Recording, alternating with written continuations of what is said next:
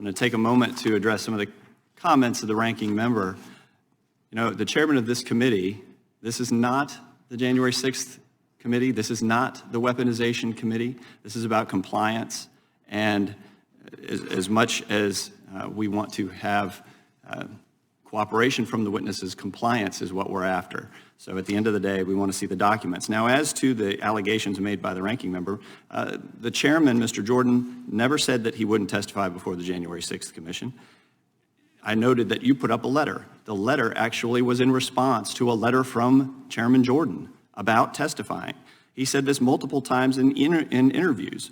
And the January 6th committee stopped negotiating with Mr. Jordan about potential testimony. Every time the January 6th committee asked Mr. Jordan to testify, he responded. December 22nd, he responded January 9th. May 12th, they asked. May 25th, he responded. May 31st, they respond, renewing their subpoena. June 9th, Mr. Jordan sent another letter, and no response after the last letter from Mr. Jordan. So the chairman was very responsive. Will the gentleman yield to answer whether he actually testified? It's my time. Okay. Did he testify? It's my time. Freedom of speech is among the most important rights guaranteed to every American. Elon Musk's acquisition of Twitter last year served to revitalize this fundamental freedom in the digital age. Now, in the wake of this acquisition, the FTC engaged in an aggressive campaign to harass Twitter and deluge it with demands about its personnel decisions in each of the company's departments. Every internal communication relating to Elon Musk and even Twitter's interactions with journalists. These demands have no basis in the FTC's statutory mission and appear to be the result of partisan pressure to target Twitter and silence Musk. The FTC is currently imposed some demands on Twitter that had no rational basis in user privacy. There was no logical reason, for example, why the FTC needed to know the identities of journalists engaging with Twitter. There was no logical reason why the FTC, on the basis of user privacy, needed to analyze all of Twitter's personnel decisions.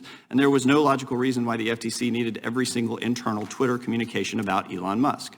The strong inference from these facts is that Twitter's rediscovered focus on free speech is being met with politically motivated attempts to thwart Elon Musk's goals.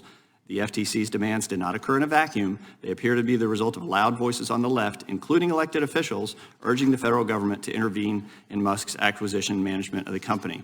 The FTC's harassment of Twitter is likely due to one fact: Musk's self-described absolutist commitment to free expression in the digital town square. So, Director Bumpus, on March 10th, 2023, Chairman Jordan sent a letter seeking information and documents about the FTC's investigation of their harassment of Elon Musk's Twitter. It demanded that Twitter identify all journalists and other members of the media to whom Twitter has granted any type of access to the company's internal communications, e.g. Slack, emails, resources, internal documents, and/or files since October 27, 2022. Your response, the FTC's response, was not timely and only barely responsive to the inquiry, with no indication when additional information would be provided. As the Select Subcommittee's report states, its approach appears to be the result of partisan pressure to target Twitter and silence Musk. When does the FTC expect to provide the information and documents requested in the March 10th, 2023 letter? Congressman, as you noted, we provided a narrative response to the question posed earlier this week. We have reached out to staff.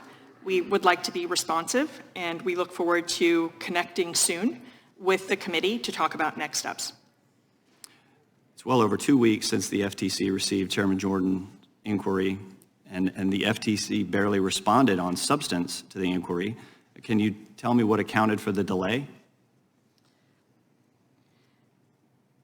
Congressman, we want to be responsive to your request. The Commission, while I cannot talk about non-public investigations, has confirmed that it is investigating compliance by Twitter with a consent order related to data security and privacy. And we look forward to continuing to engage with this committee to get you responsive documents.